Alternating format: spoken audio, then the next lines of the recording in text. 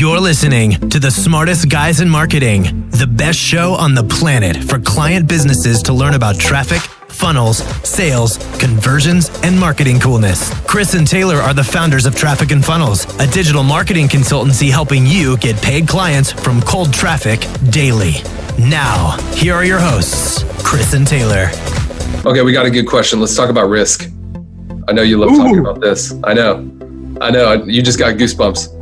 This guy said, as an entrepreneur, I do already have a propensity to take risks, but with two small kids, I've found that my risk levels have lowered somewhat. What do you suggest? It depends. About risk forever. It depends because there's two types of risk. There is like the obvious kind of risk, which is like very easy to see and identify and calculate. And you've got the risk of doing something and it not working. That's probably what you're talking about. If I'm accurate, that's probably what you're talking about. It's like, look, I've got two kids and I can't just put $100,000 into something and it not work because I'm taking care of a family, So there's that type of risk. And then there's more of like hidden risk, which is like basically the risk of status quo.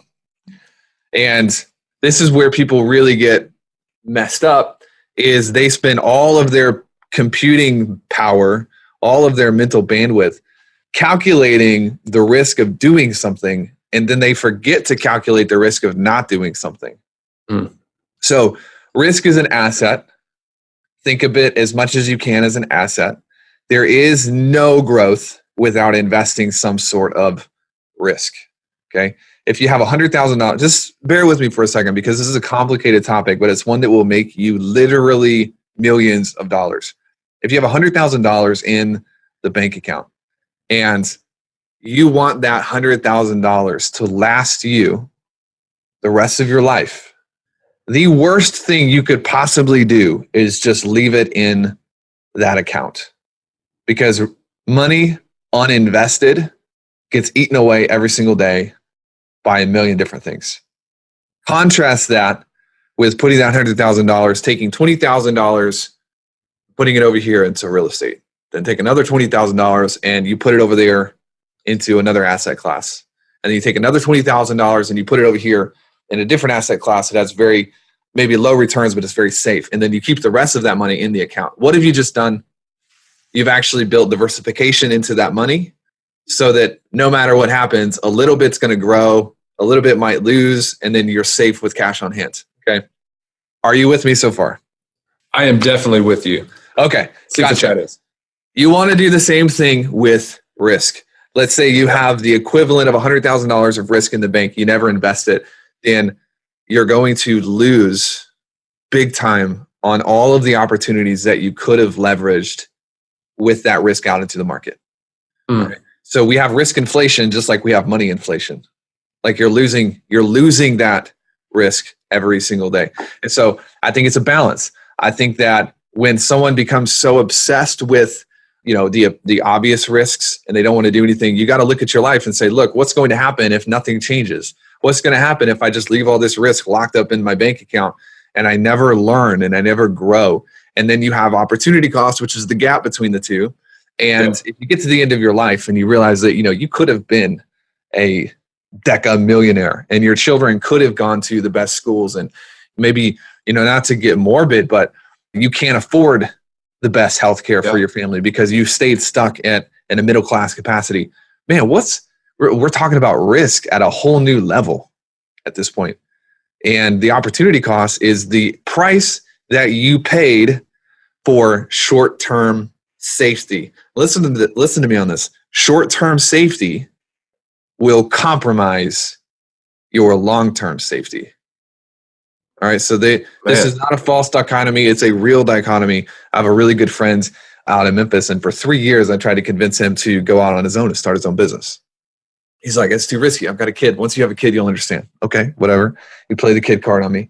Can't really do anything about it. All I've got is dogs, right? And he got let go.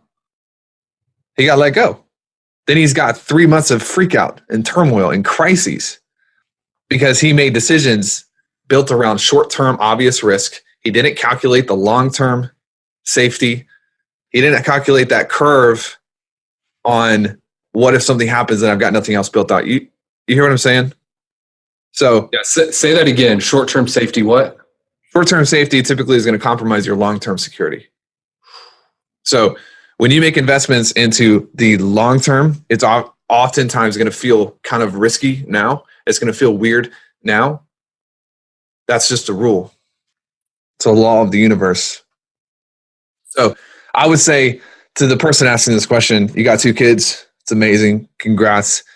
You want to make choices now that put you in a position to be the best possible father and the best caregiver and the best provider for them later. And so the risk that you should be looking at is not necessarily right now, today. The risk is like 20 years from now.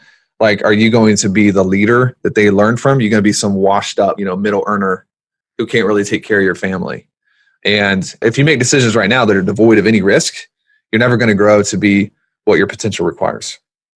I think let's just end it there. Like, God, that's good. We got a lot of people in the chat. A lot of people right here. Boom. Ooh, short-term safety will compromise long-term safety. And here's the thing. That question comes from the false assumption of thinking that if I don't take risks now, nothing's at stake. All right. So let's say that you're, with Jay, like when we were making this decision, it's like, we have this $120,000 that we can invest with this person. If we don't invest it, then nothing's at stake. But if we do invest it, then we have how much at stake? $120,000. But that's false, because there's always something at stake. But you get to decide what is at stake. And so ultimately, the reason we made that investment decision is because would we rather 120 grand be at stake, or would we rather our future 8-figure businesses, our future 10,000 clients, our future XYZ? There's something at stake all the time. You get to weigh the consequences and the pros and cons. But the biggest mistakes you'll ever make in your life are when you believe that if I don't take a risk, nothing's at stake, because then there is something at stake, and you're probably robbing from the future to build a perceived security for today.